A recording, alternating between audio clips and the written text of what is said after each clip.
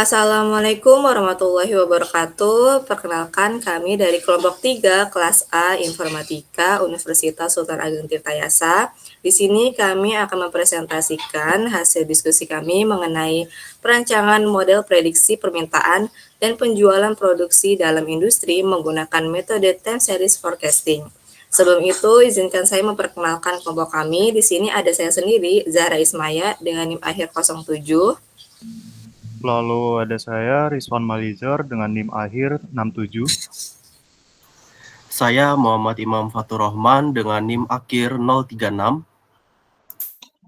Saya Riagung Triyadi dengan NIM terakhir 005. Saya Muhammad Zidan Hikmatyar dengan NIM akhir 084. Baik, boleh di next slide. Adapun hal-hal yang akan kami bahas di sini ada dari latar belakang, rumusan masalah, tujuan, manfaat, tinjauan pustaka, metode penelitian, dan juga hasil rangkuman. Baik, langsung saja kita mulai presentasi kali ini. Untuk latar belakang yang kami angkat, di sini kami membawa di bidang industri, yang dimana seperti yang kita tahu, industri saat ini berkembang pesat dengan persaingan yang sangat ketat, sehingga perusahaan itu dituntut untuk merancang strategi yang tepat guna bertahan dan juga berkembang di era saat ini. Yang dimana salah satu kunci yang paling utama yaitu mengatur strategi, yang dimana strategi pengolahan data untuk menghasilkan informasi yang dapat digunakan dalam pengambilan keputusan. Yang dimana ketidakpastian permintaan ini seringkali menimbulkan risiko kelebihan ataupun kekurangan stok, yang dimana ini akan memberikan suatu kerugian dan juga berdampak pada biaya dan juga kepuasan pelanggan. Oleh karena itu, perusahaan perlu melakukan peramalan permintaan secara akurat sehingga meminimalisir resiko dan juga mengoptimalkan proses produksi serta distribusi, yang dimana salah satu metode yang banyak digunakan yaitu time series forecasting yang memanfaatkan data historis untuk mengidentifikasi pola dan tren masa depan. Sehingga pengembangan model prediksi berbasis time series ini sangat penting dan juga krusial untuk mendukung pengambilan keputusan strategis dan juga meningkatkan daya saing perusahaan di pasar global. Next. Nah, maka dari itu, rumusan permasalahan yang kami angkat di sini yang pertama yaitu bagaimana merancang model prediksi permintaan dan penjualan produksi yang akurat menggunakan metode time series forecasting di bidang industri. Yang kedua, metode time series forecasting mana yang paling efektif untuk memprediksi permintaan dan penjualan dalam konteks industri tertentu. Yang ketiga, sejauh mana model prediksi yang dikembangkan dapat membantu perusahaan dalam merencanakan produksi dan juga pengelolaan persediaan secara optimal. Dan juga yang terakhir, bagaimana mengukur tingkat akurasi dan juga kinerja model prediksi yang diterapkan. Next. Nah, tujuan dari penelitian kami yang pertama yaitu mengembangkan model prediksi permintaan dan juga penjualan produksi menggunakan metode time series forecasting. Yang kedua, membandingkan dan menentukan metode time series forecasting yang paling efektif untuk aplikasi di bidang industri. Yang ketiga, menganalisis dampak penggunaan model prediksi terhadap perencanaan produksi dan pengelolaan persediaan di perusahaan. Dan yang terakhir, mengukur dan mengevaluasi akurasi model prediksi yang dikembangkan dengan menggunakan data historis penjualan dan permintaan. Kemudian yang terakhir yaitu berarti manfaat. Manfaat yang kami harapkan dari penelitian ini yang pertama dapat membantu memperkirakan permintaan dan penjualan secara lebih akurat. Yang kedua, mengoptimalkan perencanaan produksi dan pengelolaan persediaan. Kemudian yang ketiga, mendukung pengambilan keputusan strategis berbasis data historis. Yang keempat, mengurangi risiko kelebihan ataupun kekurangan stok. Dan yang terakhir, meningkatkan efisiensi operasional dan kepuasan pelanggan. Baik, untuk sesi selanjutnya akan dilanjutkan oleh rekan saya.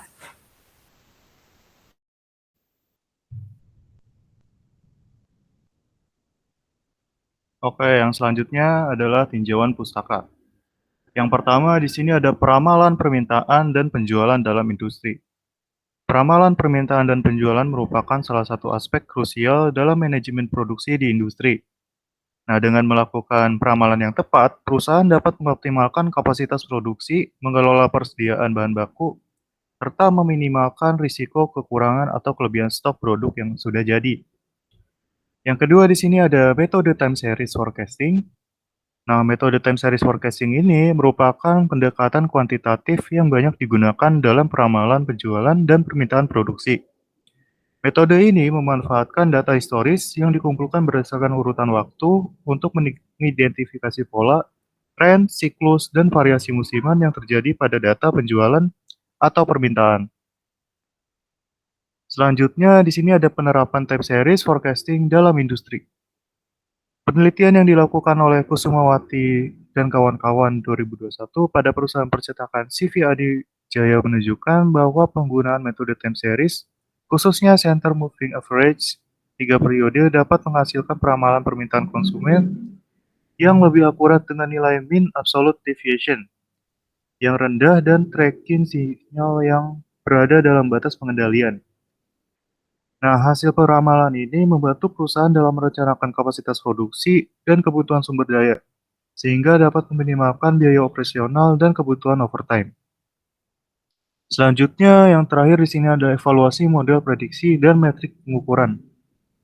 Evaluasi model prediksi penting untuk memastikan kualitas hasil prediksi, khususnya data time series. Metrik evaluasi yang digunakan yaitu MAPE, rata-rata error dalam persen, lalu MAE, rata-rata error dalam satuan asli data, dan RMSE sensitif terhadap error besar, lalu ada MSC, yaitu rata-rata error kuadrat. Selain akurasi, diperhatikan juga kecepatan prediksi, efisiensi komputasi, dan yang terakhir kesesuaian dengan sistem real-time di perkeretaapian. Oke, selanjutnya akan dilanjutkan oleh rekan saya. Baik, sekarang masuk ke metodologi dan desain sistem. Yang pertama, metodologi penelitian. Metodologi yang digunakan dalam penelitian ini yaitu studi literatur atau literature review yang dilakukan dengan mengkaji berbagai sumber ilmiah yang relevan seperti jurnal, buku, dan publikasi akademik lainnya yang membahas tentang metode peramalan permintaan menggunakan pendekatan time series forecasting. Adapun tahapan penelitiannya sendiri, yang pertama itu mengidentifikasi permasalahan, yaitu untuk mengidentifikasi pentingnya peramalan permintaan dalam mendukung efisiensi produk dan pengelolaan di industri. Lalu yang kedua, studi literatur untuk mengumpulkan dan menelaah berbagai referensi ilmiah yang membahas metode-metode time series forecasting dan penerapannya dalam industri. Lalu yang ketiga, ada analisis metode forecasting untuk menganalisis metode forecasting yang ditemukan dari literatur, baik dari sisi konsep, rumus, matematis, maupun hasil implementasi pada studi sebelumnya. Lalu yang keempat, ada pemilihan metode yang relevan untuk memilih metode peramalan yang dianggap paling sesuai berdasarkan efektivitas, tingkat akurasi, dan kemudahan implementasinya. Yang kelima, ada desain model forecasting untuk mendesain sistem prediksi permintaan berdasarkan metode yang telah dipilih, serta mendeskripsikan alur kerja model secara konseptual. Yang keenam, ada evaluasi untuk mengevaluasi performa metode berdasarkan studi kasus terdahulu melalui metrik seperti MAPI, MAI, dan RMSE. Lalu yang ketujuh, ada kesimpulan dan rekomendasi untuk menyusun kesimpulan dari hasil studi dan memberikan rekomendasi penggunaan metode forecasting yang paling efektif untuk diterapkan dalam industri. Lalu selanjutnya ada desain sistem. Desain sistem dalam penelitian ini berfokus pada penerapan konsep forecasting atau peramalan untuk memprediksi permintaan dan penjualan produk di masa mendatang. Alur kerjanya sendiri, yang pertama ada input data historis, yaitu data penjualan atau permintaan masa lalu dimasukkan sebagai dasar analisis. Data ini biasanya berbentuk data bulanan, mingguan, atau harian yang menunjukkan jumlah permintaan suatu produk. Lalu yang kedua ada prosesan data. Data akan dibersihkan dari data yang hilang, duplikat, atau outlier yang tidak relevan. Data juga akan disesuaikan agar dapat digunakan dalam model peramalan. Lalu yang ketiga, pemilihan metode forecasting yang sistem memilih metode peramalan seperti moving average, exponential smoothing, dan ARIMA, dan lain-lain.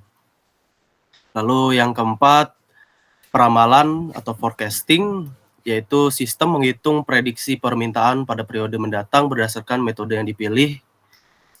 Lalu yang kelima, ada evaluasi model, yaitu menghitung akurasi prediksi menggunakan matrik seperti MAPI atau Mean Absolute Percentage Error, RMSE, Root Mean Square Root Error, MAI atau Mean Absolute Error.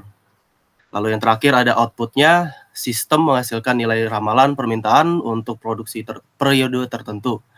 Hasil ini dapat digunakan oleh perusahaan untuk merencanakan produksi dan pengadaan bahan baku. Oke, yang selanjutnya akan dijelaskan oleh rekan saya. Oke, selanjutnya yaitu rencana evaluasi. Evaluasi yang dilakukan untuk memastikan model prediksi konsumsi listrik di sistem perkeretaapian akurat, cepat, dan efisien. Metrik evaluasi digunakan yaitu MAPE untuk rata-rata error dan persen, lalu ada MAE untuk rata-rata error absolut, lalu ada MSE angka rata-rata error kuadrat, dan sensitif terhadap outlier. Lalu terakhir ada MSE rata-rata error kuadrat. Selain itu diperhatikan juga interpretasi hasil, kecepatan prediksi, dan efisiensi komputasi agar model cocok untuk implementasi di lapangan. Next. Di sini ada dataset, yaitu yang utama ada electricity consumption data dari Kaggle 2018 sampai 2022. Itu tentang konsumsi listrik harian. Lalu ada dataset pendukung untuk pola deret waktu, yaitu ada FMCG Sales Demand Forecasting dari Kaggle juga. Lalu ada Store Sales Time Series Forecasting dari Hugging Face. Lalu ada Fresh Retail Net 50K dari Arsfix. Lalu Industrial Production Time Series dari Kaggle. Jika memungkinkan, data konsumsi listrik transportasi dari PT PLN atau Kemenhub RI juga akan digunakan. Sebelum training, semua data akan diproses dengan cleaning, normalisasi, pembagian data dengan 80/20 untuk memastikan model belajar dari data yang representatif. Oke, selanjutnya akan dijelaskan oleh rekan saya. Oke, baik. Selanjutnya ada hasil rangkumannya. Jadi, berdasarkan hasil studi literatur yang kami lakukan, time series forecasting merupakan metode yang relevan dan efektif dalam meramalkan permintaan dan penjualan produksi industri. Nah, pendekatan ini memanfaatkan data historis secara kronologis untuk mengidentifikasi pola, tren, dan fluktuasi musiman guna menghasilkan prediksi yang akurat. Teknik seperti moving average, exponential smoothing, dan ARIMA telah terbukti mampu membantu perusahaan dalam perencanaan produksi, pengelolaan stok, dan pengambilan keputusan strategis yang berbasis data. Nah, evaluasi model melalui metrik seperti MAPI, MAI, dan RMSE menunjukkan bahwa akurasi prediksi sangat dipengaruhi oleh pemilihan metode yang sesuai dengan karakteristik data. Nah, implementasi model prediksi ini tidak hanya meningkatkan efisiensi operasional dan mengurangi resiko kelebihan atau kekurangan stok, tetapi juga mendukung perusahaan dalam meningkatkan daya saing pasar. Studi literatur yang dilakukan memberikan pemahaman konseptual yang kuat dan merancang sistem prediksi yang bisa diadaptasikan di berbagai sektor industri.